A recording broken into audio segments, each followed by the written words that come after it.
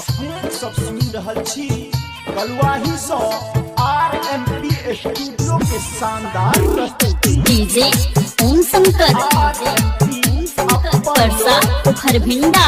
अपन गीत जकोले बिटिया तो गेन गे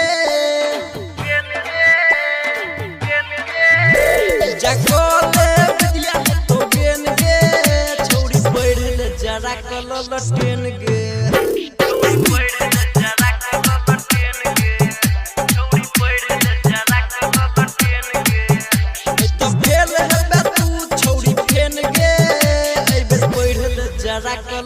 टेन गे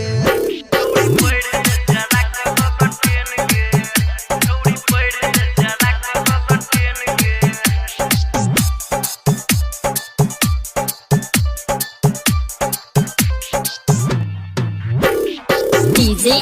ओम शंकर परसा खरभिंडा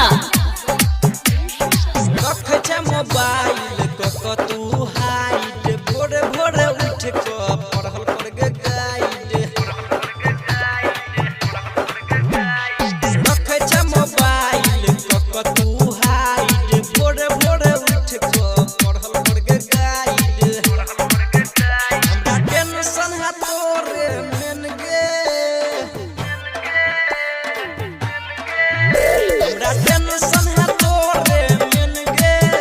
छोड़ी पढ़ल जरा कलल टेन गे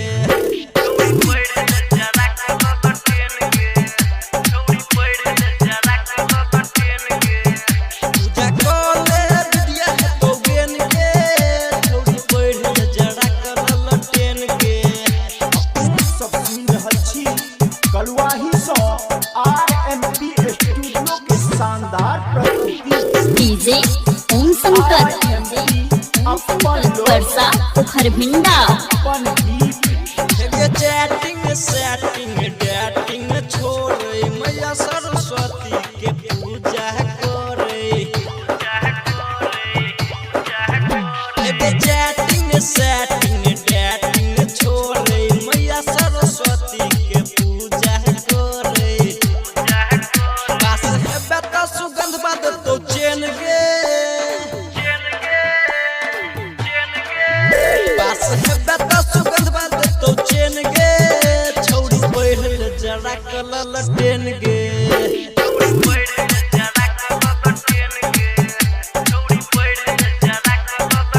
पूजा कले बिटिया तो गेन गे छोड़ी पढ़ल जरा कलल टेन गे